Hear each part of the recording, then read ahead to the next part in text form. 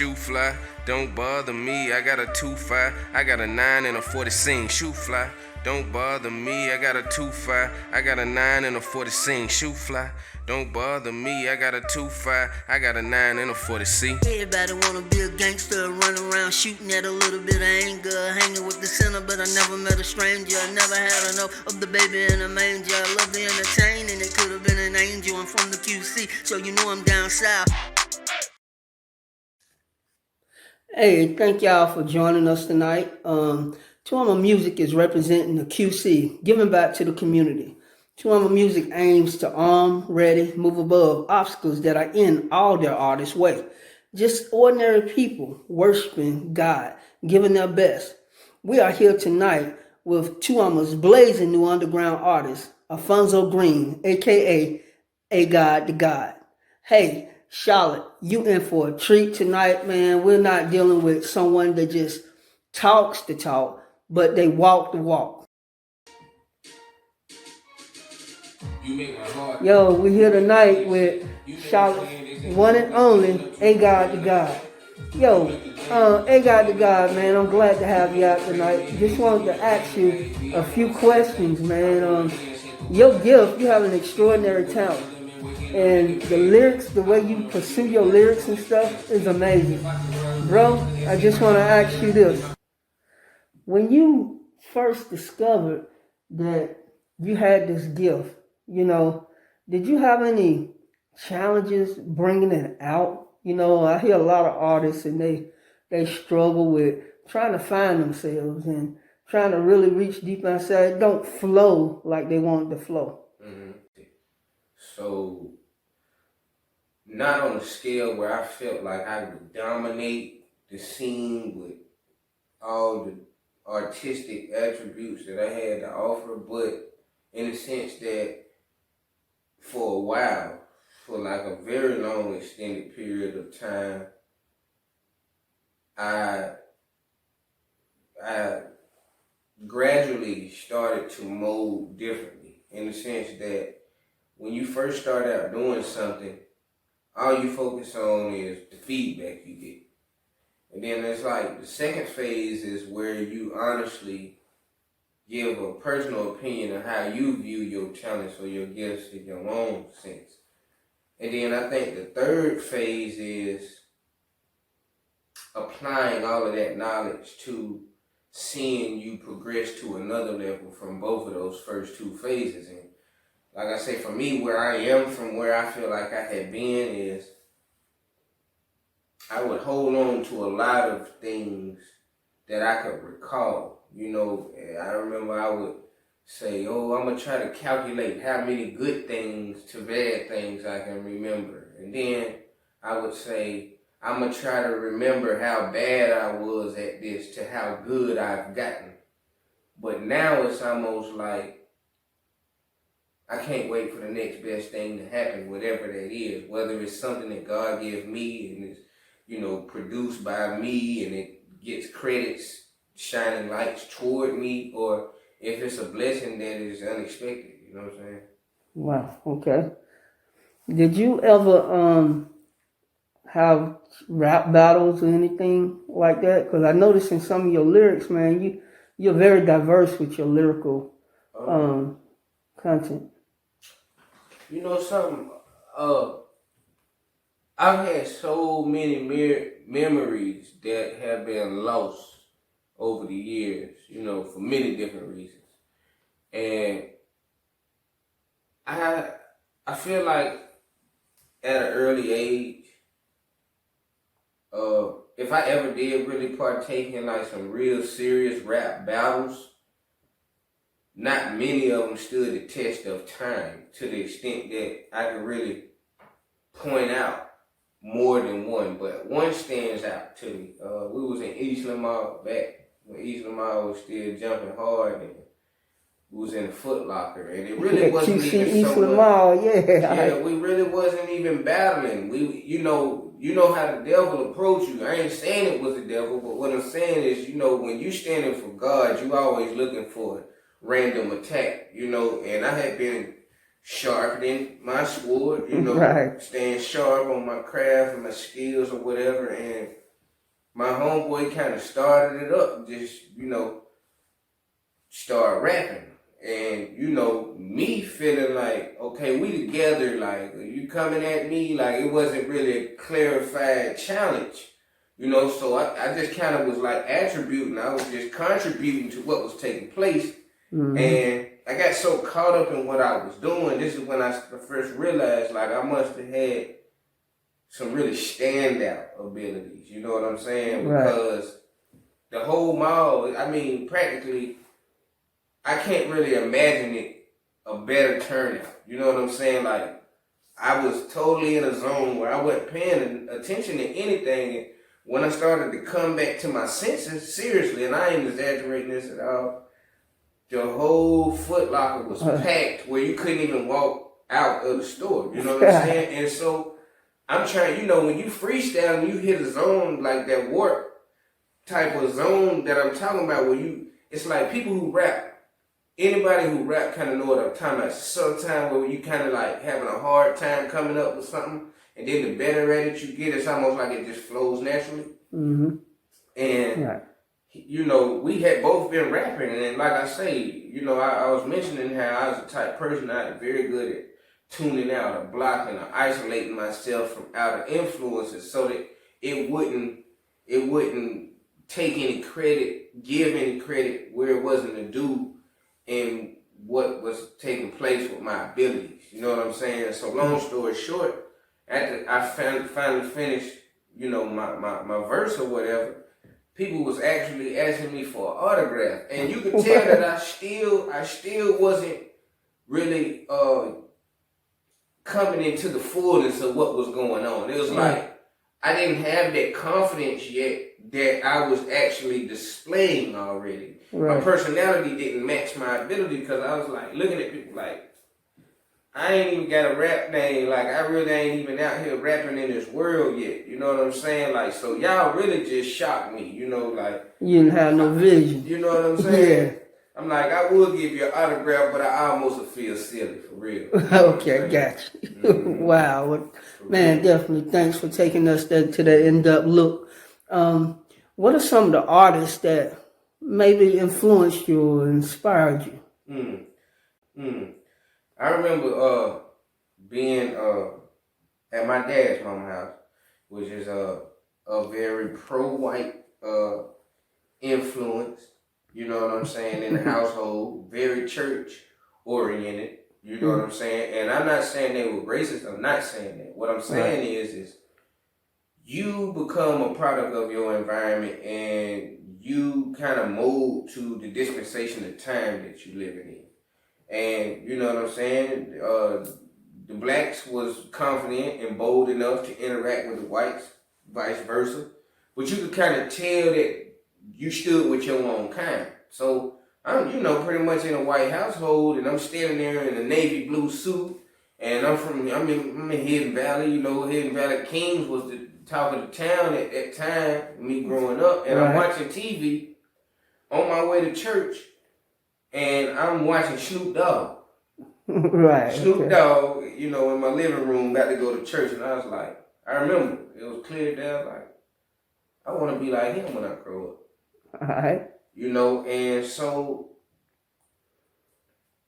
I was going to church and I kept thinking like, wow, what would it be like if Jesus came back? I'm sitting in church as a kid thinking this. I'm like, wow, one thing I do know is that adults in my childhood, the most prevalent thing that they would discuss and have conversations about would be how they wanted their kids to give back to their children things that they never had a chance to experience. You know what I'm saying? Right.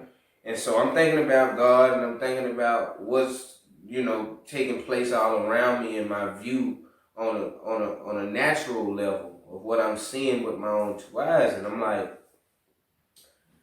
I got to really be careful because my personality would seem to rock the boat just a little too much. You know what I'm saying? Like I'm a good kid. I'm not a violent kid. I'm not really cussing or nothing like that. But I was young and naive to the point where I could be easily influenced. Because like I said, I grew up and very church oriented. I was very observant of how people work. But as soon as I cut some Snoop Dogg on and I see it, that's clear as day. That's what I want to do. Right. You know what I'm saying? So. Wow, man. Yeah. And so it seems like you've been on this journey for a while, you know, and you've overcame some obstacles in your way. But right now we want to talk about today, where you stand at today, and what is your heart for music today? You know, how often would you say you write? Now this is I think this conversation on this subject right here, right now, is probably gonna be the one thing that hit people to the heart almost as much, if not more, than everything that we already done discussed. And here goes a secret for the people. I grew up close to one of my older white cousins. You know what I'm saying? He's all white. He had a brother that was mixed like me, but he came out like Creole. So he mixed like me, but you know, he looked almost more white, where you almost couldn't tell he was black unless you was the type of person who was smart enough to be able to determine just from facial features. Right. If you looked at his skin, you thought he was white. Okay, so I found that to be like a very discreet sign from God, in which, in this sense, he showed me that the white race or the white culture or the Caucasian or European culture had a fight or energy that was compatible with the dominance of the African American culture. You get what I'm saying? So being that we had a pure white representation in a competitive level of an entry in a you ever heard the Four Horsemen? Yeah. Well, I had been hearing about that from a young age, and I didn't know much about it, but I was smart enough to say, well, I hear stuff about Four Horsemen all the time. We got my one cousin that's representing the all-white culture. We had another cousin who was representing, mixed culture, but he kind of leaned and shaded to one side. Now, me, I was the exception to the rule because I didn't really feel like I could sway either way. I was a whole different breed of the mixed culture. It was almost like I was what you call light skin. I really was. I wasn't high yellow or, you know what I'm saying, red bone. I was light skin. So then we had my other cousin, and he was all black, you know what I'm saying, but he wasn't like jet black, you know, midnight black, you know what I'm saying, but he was dark skinned, you feel me? And he very much would be compatible to say, I don't care what complexion of brown or black you are, then nigga walk up and step up to the plate with you. You know what I'm saying? So I felt like we had a full representation of, even though it was really not much native or Spanish or Latin or, you know, Asian representation in our bloodlines. In this group of Four Horsemen, we were very competitive with each other. We still are. You know what I'm saying? And like I say, I feel like God was trying to establish a balance because there's been cultural wars and diverse views that have challenged us as individuals for a long time. You know what I'm saying? And personally, I had to say that between the four of us to this day, everybody seemed to have went their own way. And I haven't got off subject. What the moral of the story was is I grew up closer to my all-white cousin than my all-black cousin. And up until a certain point in life, I would have to say that not even me emotionally picking and choosing, just from how God orchestrated our natural lifestyles to be, my heart was equally with the all-white and the all-black. And I think that's because we were closer to each other's age range. The one who was more Creole, he was a lot younger than us. And all of us was a little more envious of him because the baby got all the attention. Now, I know everybody can relate to what I'm saying, but what happened was, I was caught in between as the 50-50 representation of cultures. I wanted to be a singer just as much as I wanted to be a rapper. You know what I'm saying? Like, it wasn't like I was saying, like, I feel more like a rapper because the whites won't really more so accept me because I'm dark enough to where they want to push me out. And then the blacks, they want to claim me, but at the same time, they feel like I don't quite fit in.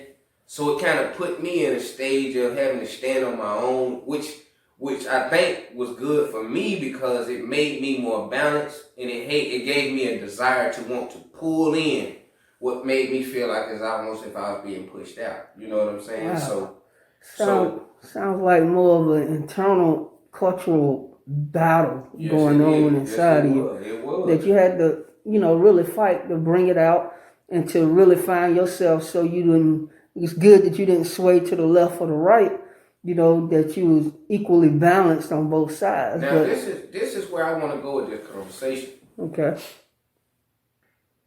As a songwriter, as an artist that possesses the ability to be decent enough in both of those different categories, singing and rapping, Mm-hmm.